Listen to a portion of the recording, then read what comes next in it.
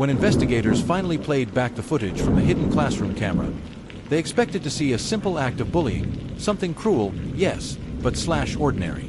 What they saw instead left seasoned detectives speechless. Because inside that ordinary public school classroom, a teacher wasn't just bullying a student.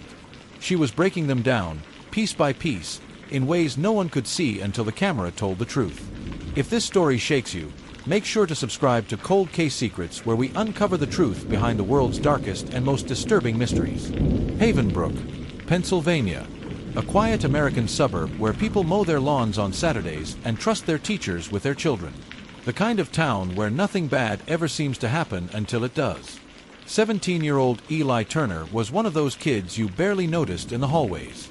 Thin, quiet, always with a backpack slightly too heavy for his frame. He was the bright top of his class in literature, polite to a fault, but he didn't fit in. His mother, Caroline Turner, worked 2 jobs, trying to keep their small home running after Eli's father died in a construction accident 3 years earlier. For Caroline, school was supposed to be a safe place for her only son, a place she could trust. Eli's English teacher, Ms. Laura Kent, was respected in the district. Award-winning, admired, and always smiling for the school board's newsletters. But inside her classroom, she ruled with a different face, one student described as cold and sharp as glass. When classmates whispered about Ms. Kent, it was never loud enough for her to hear. They said she picked favorites. They said if she didn't like you, she made sure everyone else didn't either. And for some reason no one could understand, she really didn't like Eli Turner. It started with small missed grades, subtle remarks. Maybe writing just isn't your thing, Eli. Comments like that, in front of a snickering class. At first, Caroline thought her son was exaggerating. Teachers were strict sometimes. But over the months, Eli changed. He stopped speaking at dinner. He stopped drawing something he used to love. And by spring, he started asking to stay home from school altogether. There were rumors too. Other students claimed Ms. Kent mocked him when he wasn't around reading his essays out loud in class, replacing his name with cruel nicknames. But rumors aren't evidence. And in Havenbrook High, evidence was the only thing that mattered. One day in April, a video appeared online 30 seconds long, blurry, filmed from a phone. It showed Eli standing in front of the class, holding a paper. Ms. Kent's voice can be heard, cold and dismissive. No one wants to hear your pity stories, Eli. Sit down before you embarrass yourself further. The class laughs. Eli lowers his eyes. And the clip ends. Within hours, the video spread through social media across town. Parents were outraged. But the school's official statement was careful. The video has been taken out of context. We are investigating the situation internally. Eli's mother demanded a meeting. She recorded it on her phone. In the audio, Ms. Kent insists it was all a misunderstanding, that the video was edited, that Eli was acting out. Caroline left that meeting trembling, because she knew her son wasn't a liar. And she knew, deep down, something darker was happening inside that classroom. Eli's mental health spiraled. He began writing notes, fragments of sentences, half poems filled with guilt and shame. His mother found one in his desk drawer. If people only knew what she says when no one's watching. When Caroline confronted him, Eli refused to talk. He just said, "No one will believe me." Days turned into weeks. He stopped going out altogether. His only friend, a girl named Maya, said Eli had become like a ghost walking through the halls. She claimed she once saw Ms. Kent followed him after class close enough to whisper something in his ear. He turned pale and walked straight out the back exit, shaking. No one else saw it. No one said anything. On a rainy Thursday in May, Eli didn't come home from school. Caroline called the office. They said he'd left early at 2:45 p.m. His phone went straight to voicemail. At 9 p.m., she called the police. By midnight, they found his backpack near the old bridge just outside town, its contents soaked, notebooks inside torn from the rain. But Eli was gone. A search began with hundreds of volunteers combing the woods. Local news reported it as a possible runaway. Ms. Kent gave a calm, sympathetic interview, saying she hoped he'd come home soon. Something in her tone bothered viewers. Too polished. Too rehearsed. Then, 3 days later, the police received an anonymous package. Inside, a small black USB drive. No note. No fingerprints. Just one video file named Classroom and MP4. Detectives assumed it was a prank. The file size was enormous, over an hour long. But when they pressed play, the video changed the entire case. It was grainy, angled from the corner of a classroom, clearly a hidden camera. The timestamp matched the day before Eli disappeared. The footage began like any normal class. Students filing in. Ms. Kent lecturing. Then, around the 43-minute mark, she calls on Eli.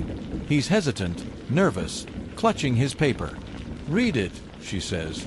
Her tone isn't neutral, it's venomous. The class goes silent. Eli starts to read his short story. Halfway through, she interrupts him. "Did you think anyone would care about this?" she says. Pathetic. Every word. Laughter erupts. She doesn't stop. She smirks. Eli lowers the paper. Then she walks to his desk and leans close enough that her microphone barely catches her whisper. "No one will ever believe you." Eli doesn't move. You can see him swallow hard, his hands trembling.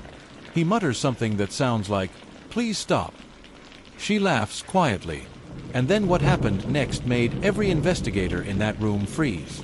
Because Ms. Kent glances directly toward the camera, as if she knows it's there. Detective Harris, lead investigator, paused the video. "How would she know?" he asked. There was no official recording equipment in that room. The next few minutes of footage showed nothing unusual, just a normal class dismissal. But at the very end, after all the students left, Ms. Kent stayed behind. She closed the door. I walked straight to the corner of the room and stared into the lens again. Then she whispered, "If you're watching this, it's already too late." The file ended abruptly. Police immediately brought her in for questioning. She denied everything and said the footage was doctored. Claimed she was being framed by a troubled student's family. But the metadata from the video didn't lie. The camera had been recording continuously for weeks, hidden inside the smoke detector above the whiteboard. Someone had placed it there. But who? Technicians traced the device to an online retailer. It had been purchased anonymously using a prepaid card. Shipped to a local P.O. box registered under a fake name. But inside the packaging records was one clue, a fingerprint. And it didn't belong to Ms. Kent. It belonged to Eli Turner. Detectives were stunned. Had Eli planted the camera himself? Was he gathering proof all along?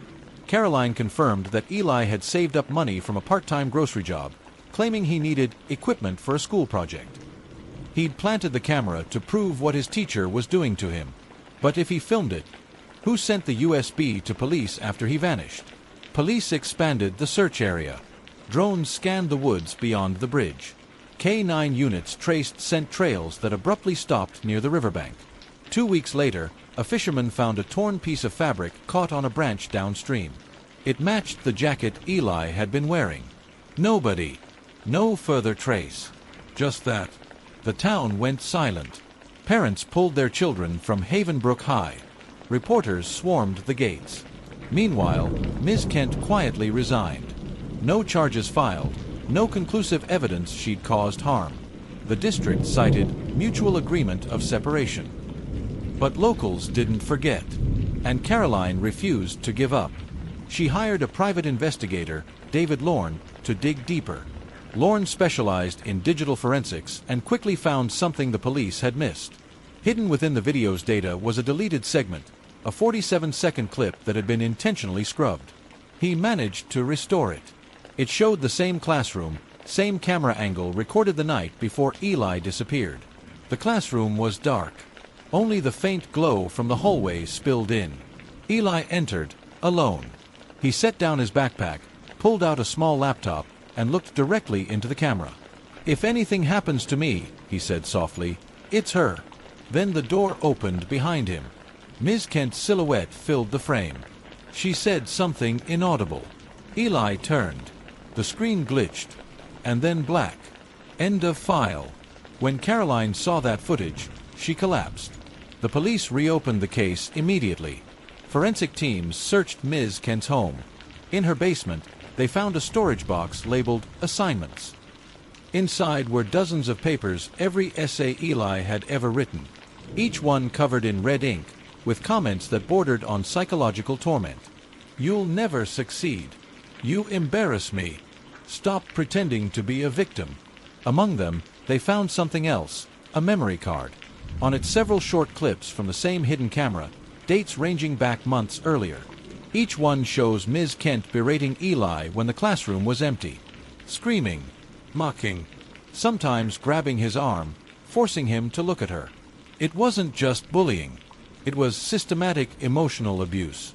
The memory card was enough to issue an arrest warrant.